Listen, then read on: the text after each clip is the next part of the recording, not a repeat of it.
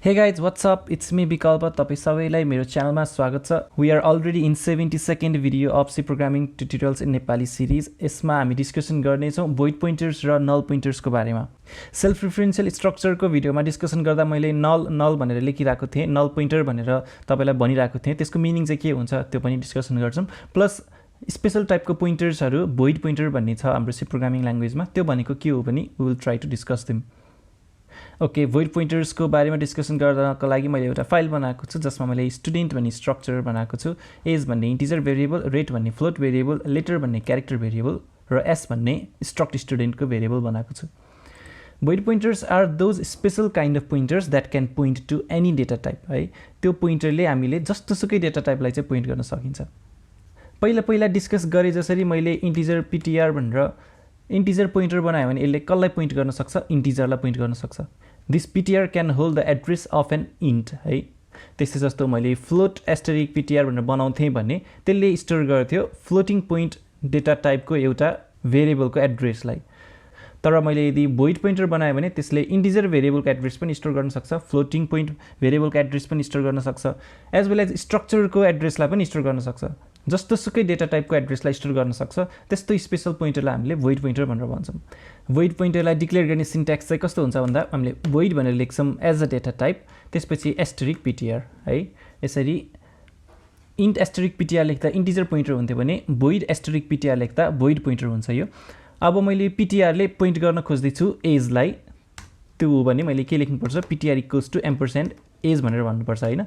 र यहाँ आएर मैले के गरे भन्दाखेरि printf गरे asterisk ptr equals to percentage d, किन भन्दा इन्टिजरलाई प्रिन्ट गराउन खोजिरहेको छु। अब मैले ptr लाई युज गरेर एज लाई प्रिन्ट गराउन खोजे भने त्यो बेलामा फर्स्टमा यो जुन void पोइन्टर छ यसलाई मैले टाइपकास्ट गरेर चेन्ज केमा गर्नुपर्छ? इन्टिजर पोइन्टरमा चेन्ज गर्नुपर्छ, अनि मात्र मैले इन्डिरेक्सन अपरेटर लगाएर त्यसको भ्यालुलाई प्रिन्ट गराउन सक्छु। त्यसको मतलब के भन्दा ptr भनेर मैले void पोइन्टर लेखेँ, यो void पोइन्टरलाई मैले कन्भर्ट गर्छु केमा? इन्टिजर पोइन्टरमा। यसरी अगाडिपट्टि ब्र्याकेटमा int asterisk लेख्यो भने अब यो कन्भर्ट भयो इन्टिजर पोइन्टरमा, र यसको अगाडि asterisk राख्यो भने अब बल्ल the value pointed by that pointer भन्ने चाहिँ आउँछ। यसरी पहिला void पोइन्टरलाई टाइपकास्ट गरेर इन्टिजर पोइन्टरमा लानु पर्यो, अनि त्यसपछि बल्ल डिरेफरेन्स गर्नु पर्यो। सधैँ ध्यानमा राख्नुपर्ने कुरा के भन्दा void पोइन्टरलाई डिरेफरेन्स गर्नुभन्दा पहिला चाहिँ त्यसलाई टाइपकास्ट गरेर अरु नै कुनै डेटा टाइपको पोइन्टरमा चाहिँ लानुपर्छ, अनि मात्र डिरेफरेन्स गर्न पाइन्छ है। अब यो प्रिन्ट गरिसकेपछि मैले ptr लाई फेरि इक्वल्स टु भनेर एम्परसेन्ड रेट भनेर भनिदिन सक्छु। किन भन्दाखेरि ptr भनेको void पोइन्टर हो, void पोइन्टरले एजको एड्रेस पनि स्टोर गर्न सक्छ, रेटको एड्रेस पनि स्टोर गर्न सक्छ। अब मैले यहाँ तल आएर ptr को भ्यालुलाई फेरि प्रिन्ट गराउन खोजेँ as a floating point number. अब चाहिँ ptr लाई सबैभन्दा फर्स्टमा टाइपकास्ट गर्नु पर्यो फ्लोट पोइन्टरमा, त्यसपछि बल्ल डिरेफरेन्स गर्नु पर्यो, त्यसपछि हाम्रो प्रिन्ट हुने भयो ptr as a floating point number. सबैभन्दा फर्स्टमा asterisk ptr इक्वल्स टु 78, पछि फेरि 6.25। त्यति मात्र हैन, ptr ले मैले क्यारेक्टरको एड्रेस पनि स्टोर गर्न सक्छु है। यो लेटर भन्ने चाहिँ क्यार हो, यसको एड्रेस पनि स्टोर गर्न सक्छु। र यहाँ आएर मैले फेरि ptr को भ्यालु प्रिन्ट गराएँ, but as a character. As a character print गराउनको लागि ptr लाई पहिला केमा टाइपकास्ट गर्नु पर्यो?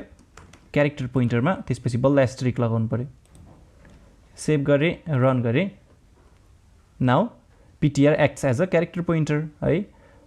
त्यसै गरी फेरि ptr ले स्टोर गरे s भन्नेको एड्रेसलाई, त्यो पनि गर्न पाइयो। ptr ले जेसुकैलाई पनि पोइन्ट गर्न सक्छ भने त्यसले स्ट्रक्चरलाई पनि पोइन्ट गर्न सक्छ। अब चाहिँ मैले ptr लाई as a structure pointer use गर्न सक्छु। मैले प्रिन्ट गराएँ asterisk ptr चाहिँ मैले भन्न पाउँदिन, स्ट्रक्चर पोइन्टरलाई चाहिँ एरो अपरेटर लगाएर लिनुपर्छ है, यो त तपाईले पक्कै बुझ्नुहुन्छ। यसको मैले रोलको भ्यालु निकाल्न खोजेँ एज एन इन्टिजर भने पहिला ptr लाई मैले केमा कन्भर्ट गर्नु पर्यो?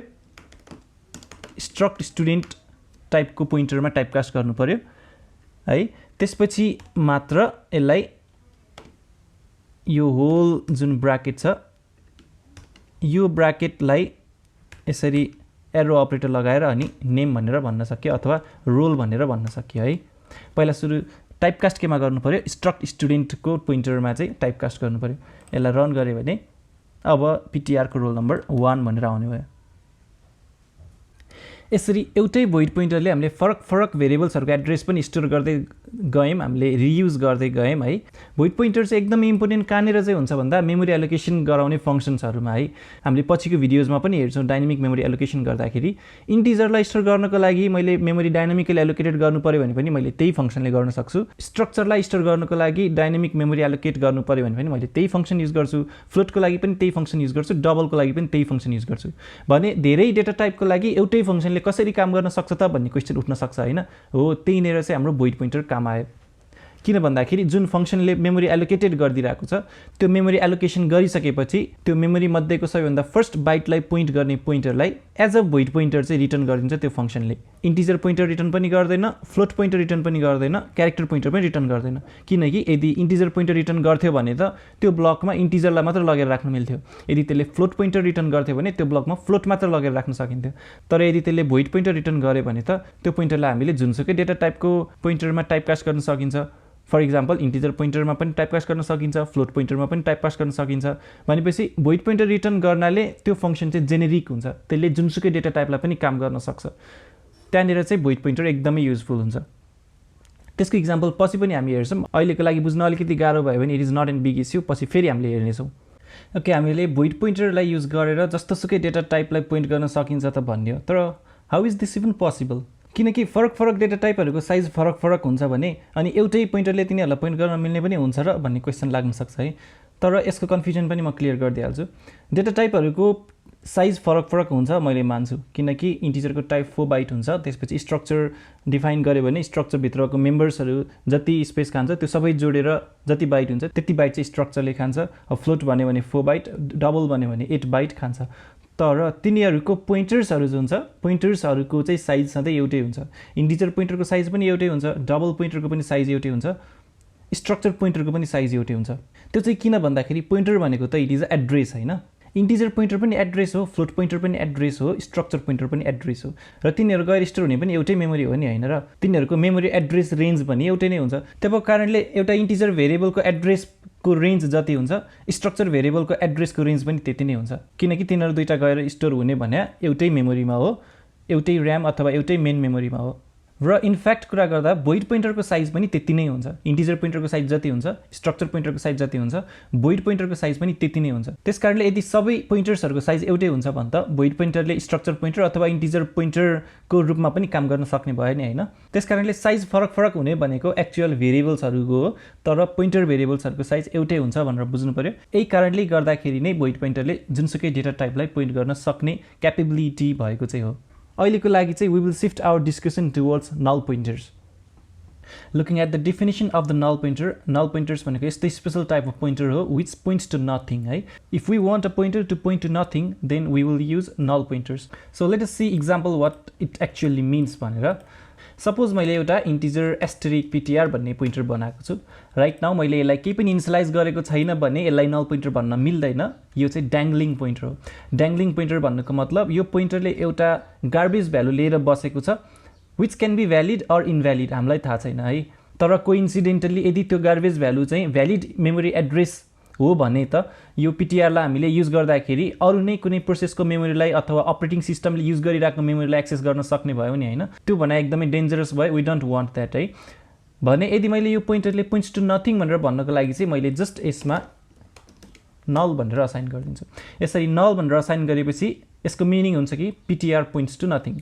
यो नल भन्ने इट इज अ कन्स्टेन्ट, यो हाम्रो लाइब्रेरीमै डिफाइन्ड हुन्छ। यो नल भने के रहेछ भनेर बुझ्नको लागि चाहिँ कन्ट्रोल थिचेर अनि त्यो नलमा क्लिक गर्यो भने एउटा हेडर फाइलमा लगिदिन्छ है। अनि त्यसैगरी यो चाहिँ फेरि इम्प्लिमेन्टेसनसँग डिपेन्डेन्ट हुन्छ। मेरो म्याकओएस प्लेटफर्मको लागि चाहिँ जुन हेडर फाइलमा डिफाइन छ विन्डोजको लागि त्यो हेडर फाइलमा नहुन सक्छ। तर यदि हेर्दै गए भने अब नललाई चाहिँ डार्विन नलसँग इक्वल भनेको छ यसले, यो भित्र पनि हेर्दै गए भने फाइनली के चाहिँ देखिन्छ भन्दा त्यसले 0 लाई पोइन्ट गरेर राखेको देखिन्छ हैन। सो कुनै पनि पोइन्टरलाई कोस्ट नल भन्नुको मतलब इन्डाइरेक्टली हामीले 0th मेमोरी लोकेसनको एड्रेस लिएर आएर पीटीआरमा राखिरहेका छौं भन्ने हो। त्यसको मिनिङ चाहिँ कुनै पनि पोइन्टरमा यदि नल असाइन गरेको छ भने त्यो पीटीआर भन्नेले केहीलाई पनि पोइन्ट गर्दैन र यसलाई चाहिँ डिरेफरेन्स गराउनु हुँदैन भन्ने चाहिँ बुझिन्छ। सो नल पोइन्टर चाहिँ कहाँनिर युजफुल हुन्छ त भन्ने क्वेशन आउन सक्छ। इट इज भेरी युजफुल है। एउटा युज भनेको चाहिँ पीटीआर भ्यालिड छ कि छैन भनेर टेस्ट गर्न सकिन्छ हामीले। यसरी पीटीआर इक्वल्स टु नल भनेर टेस्ट गरेर यदि पीटीआर नल छ भने चाहिँ केही काम गर्ने, यदि नल छैन भने मात्र चाहिँ पिटिआरलाई एक्सेस गर्ने भनेर यसरी भन्न सकियो हैन। यस्तो खालको लजिक लेख्न सकियो। त्यसैगरी मेमोरी एलोकेसन गर्दाखेरि फाइल ओपन गर्दाखेरि सक्सेस भएन भने हामीलाई चाहिँ जुन रिटर्न रिजल्ट आउँछ त्यो भने एउटा नल पोइन्टर आउँछ।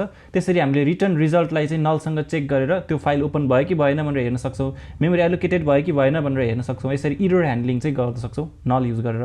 त्यसैगरी कुनै पनि एउटा फंक्सनले पोइन्टर एज अ प्यारामिटर लिन्छ अरे, तर मैले त्यो फंक्सनलाई कल गर्न खोजेँ विदाउट प्रोभाइडिङ भ्यालिड प्यारामिटर भने त्यो बेलामा मैले नल पास गर्न सक्छु है। त्यसैगरी फंक्सनबाट रिटर्न गर्दा पनि मैले नल पोइन्टर रिटर्न गर्न सक्छु। यसरी थुप्रै ठाउँमा चाहिँ नल पोइन्टरलाई युज गर्न सकिन्छ, जुन पछि प्रोग्राम लेख्दै जाँदा पनि आउँछ। तर सबैभन्दा धेरै युज हुने भनेको चाहिँ यसलाई एरर ह्यान्डलिङमै हो। योभन्दा पछाडिको भिडियोजहरुमा मेमोरी एलोकेसन गरेपछि पनि हामीले एलोकेटेड भयो कि भएन त नि भनेर टेस्ट गर्ने मेकानिजम भनेकै पिटिआर चाहिँ नल छ कि छैन भनेर हेर्ने हो। So this will be all for this video. जाँदा I have prepared a little challenge for you all. The challenge for this video is what will be the output of the given program. तल दिएको प्रोग्रामको output के हुन्छ त्यो answer लगेर तपाईले कमेन्ट्समा राख्दिनु होला। जसले सबैभन्दा फर्स्टमा करेक्ट आन्सर दिनुहुन्छ उहाँको कमेन्टलाई मैले पिन गरेर टपमा राख्नेछु। यदि तपाईलाई यो भिडियो मन पर्यो भने लाइक गर्न, कमेन्ट गर्न, च्यानललाई सब्स्क्राइब गर्न र भिडियोलाई शेयर गर्न नबिर्सनुस्। अर्को भिडियोमा फेरि भेट हुने नै छ। Till then stay safe and see you letter.